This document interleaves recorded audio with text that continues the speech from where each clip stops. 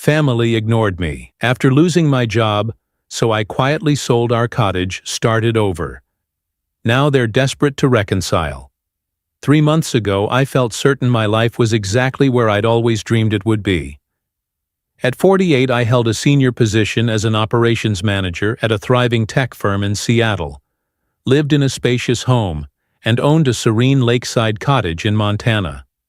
I shared all this with my wife of 20 years and our daughter, who was studying at an exclusive private university. Everything seemed stable, fulfilling, and secure. But life had other plans. It all unraveled when my company underwent a sudden merger. After almost 2 decades of dedication, I was abruptly informed my role was redundant. No warnings, no preparations, just a swift termination and a severance package. I felt lost but tried staying optimistic. The severance was reasonable, and I believed I'd secure a new role soon. Driving home that day, anxiety consumed me as I rehearsed how I'd break the news to my wife. She had always lived comfortably, never truly worrying about finances. Her job at a boutique interior design studio was more pastime than necessity, funded largely by her family's considerable wealth. Our daughter's university tuition was another significant expense I'd proudly managed. Upon arriving home, I found my wife entertaining friends. I waited until they left before sharing my news. Her reaction was not what I anticipated. Instead of sympathy or support, I received criticism and immediate concerns about finances. She questioned how we'd manage upcoming plans, tuition, and vacations. This initial reaction stunned and hurt me deeply. Over the following days, tension filled our household. I turned our spare room into a temporary office and diligently began applying for new jobs, reaching out to contacts, updating my professional profiles. My wife grew distant, speaking to me only to inquire about my job search progress. When our daughter visited for a weekend, my wife avoided telling her about my job loss and instead indulged her with shopping trips. When I finally broke the news, my daughter echoed her mother's reaction, more concerned about her disrupted plans than my emotional state or our family's stability. Their attitudes marked a turning point for me. One evening, I overheard my wife speaking dismissively about me on the phone with her sister, expressing regret about marrying someone without wealth, lamenting my supposed lack of ambition. The words stung profoundly, erasing years of perceived mutual respect and partnership. Confronting her brought no apology, only excuses and avoidance. She distanced herself, retreating emotionally and physically, moving permanently to a guest room under the pretense of my late-night job searches disturbing her sleep. Isolation in my own home became the norm. My daughter grew indifferent, rarely returning my messages and engaging only superficially when she did. Meanwhile, my wife's spending increased significantly. Luxurious dinners, designer clothing, and lavish weekends became routine, ignoring my growing concerns about finances.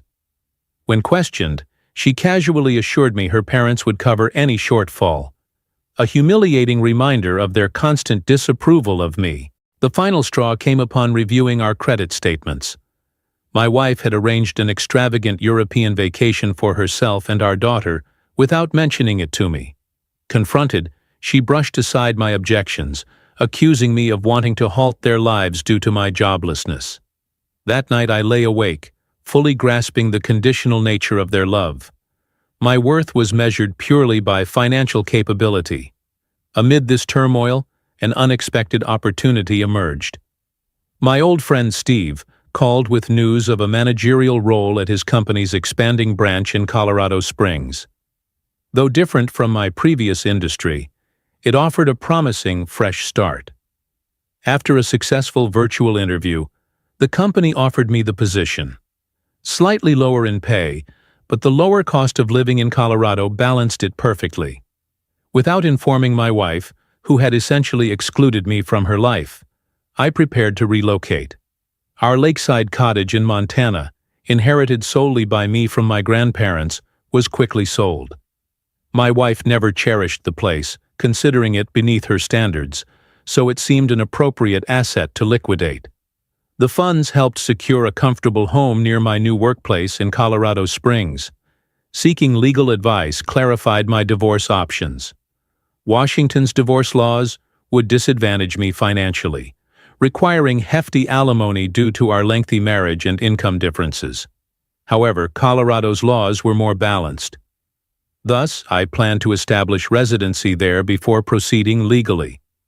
To protect myself financially, I withdrew my personal share of our joint savings, leaving untouched her inherited money and our daughter's educational funds. This was not retaliation, simply prudent financial planning. My wife and daughter remained indifferent to my silent preparations, continuing their exclusive activities without me. When they embarked on another extravagant shopping weekend, I took my chance to leave. Packing essential personal items, photographs, and critical documents, I arranged a moving service to transport my possessions and vehicle. I left a detailed letter on the kitchen counter alongside divorce papers, clearly stating my intentions, financial moves, and new job in Colorado Springs. The aftermath exploded predictably. My phone flooded with frantic calls and texts from my wife, daughter, and even my in-laws, filled initially with anger and threats. Their sense of entitlement was astounding. I ignored these reactions, instead focusing on settling into my new role and home, embracing a fresh start away from the toxicity. Within days, their communications shifted from anger to desperation. Financial realities struck my wife harshly. Without my income, her extravagant lifestyle quickly became unsustainable. Her family's support was limited, conditional upon reconciling with me. Meanwhile, our daughter reached out emotionally, expressing remorse and a newfound appreciation for what she previously took for granted. I maintained kindness but firmness with my daughter, reiterating my ongoing financial support for her education, but making it clear my marriage was irretrievably over. Forgiveness didn't mean forgetting the deep wounds they inflicted when I was vulnerable. Next came messages from mutual friends, colleagues, and neighbors, each advocating reconciliation, unaware of the depth of betrayal I'd felt.